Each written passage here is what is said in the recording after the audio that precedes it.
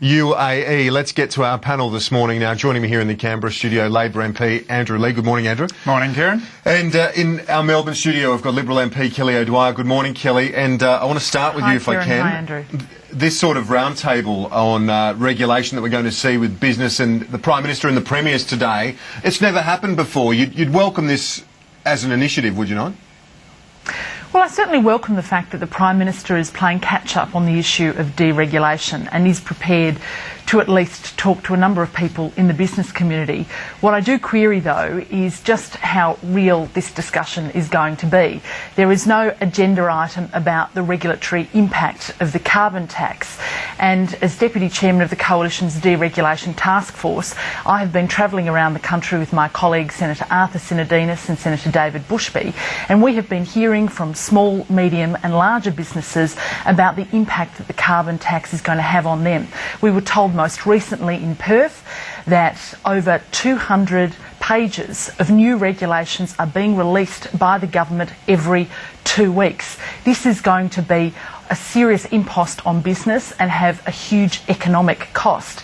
And business is saying that they need somebody to sit by the computer to monitor this day in, day out, just to know exactly how they're going to be hit. Some people are even talking about the fact that they need to employ people to take on this responsibility. So the government might be talking about reducing regulation. They've made huge promises in the past, and yet since their time in government they've increased regulation by over 16,000 and they've reduced regulation by less than 100. So their record is not good.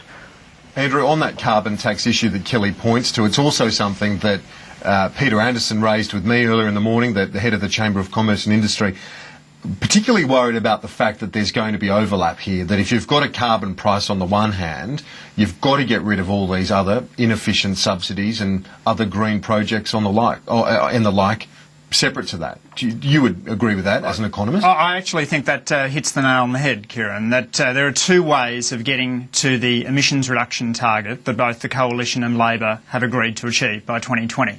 One is to put a price on carbon pollution, a single price paid by the 500 biggest polluters, which flows through the system, and then to cut taxes for working Australians.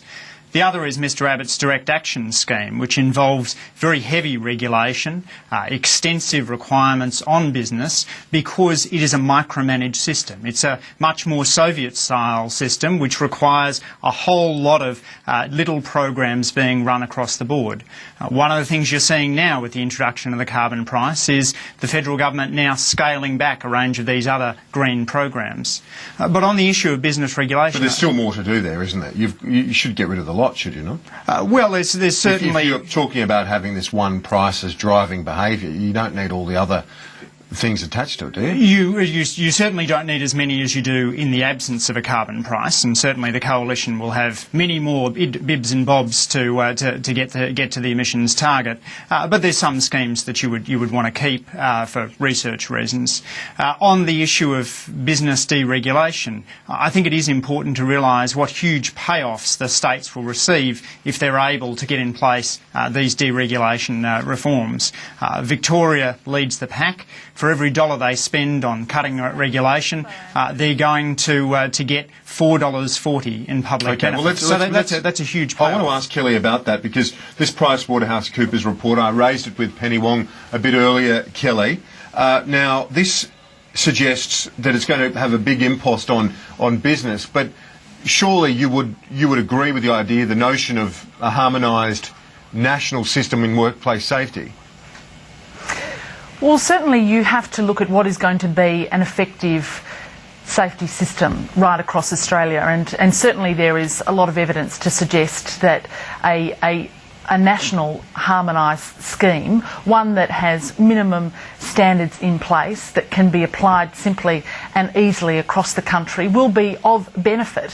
However, the Victorian government has put forward concerns that they have about the national scheme. They're legitimate concerns. They're backed up by the report that's recently been released. This just indicates, though, that this COAG session according to the government, is all about blaming the states. They never take responsibility for their lack of action and their lack of direction on the seamless national economy. When you actually look at what has been achieved, what outcomes have been delivered, you know, there is a big F, a big fail for the national government on this, and they need to take responsibility for that rather than playing the blame game, which is what clearly they're planning to do.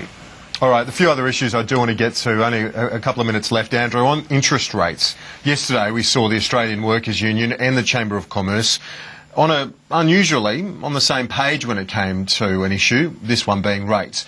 Do you think that the RBA has been too cautious, that there is too much room to move there now, that they need to make a significant cut?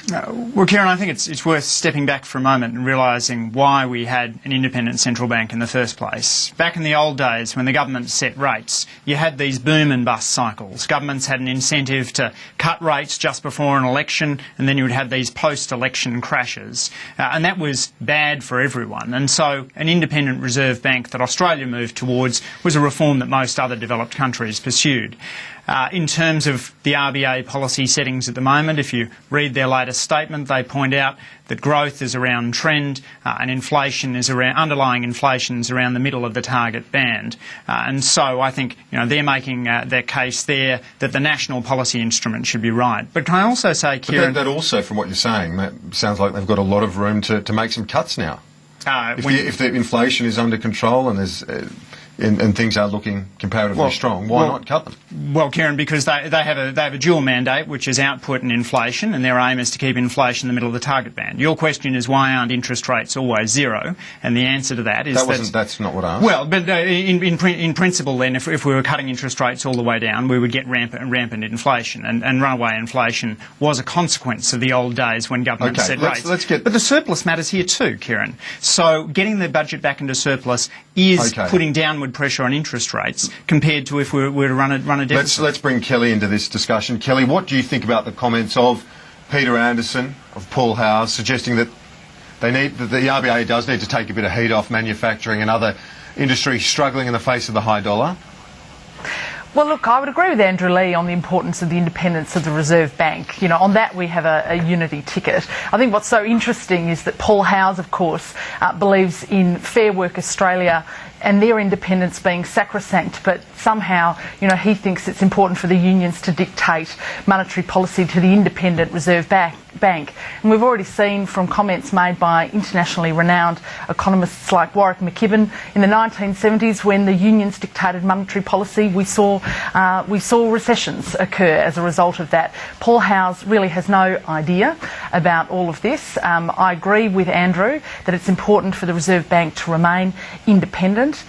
One of the biggest pressures, of course, on interest rates and putting upward pressure on interest rates is that the government continues to borrow and continues to spend. We've already seen the government increase the budget bottom line by $100 billion. That wasteful spending and the waste of taxpayers' money and the increase in our interest bill of $6 billion every year is what is going to put upward pressure on interest rates.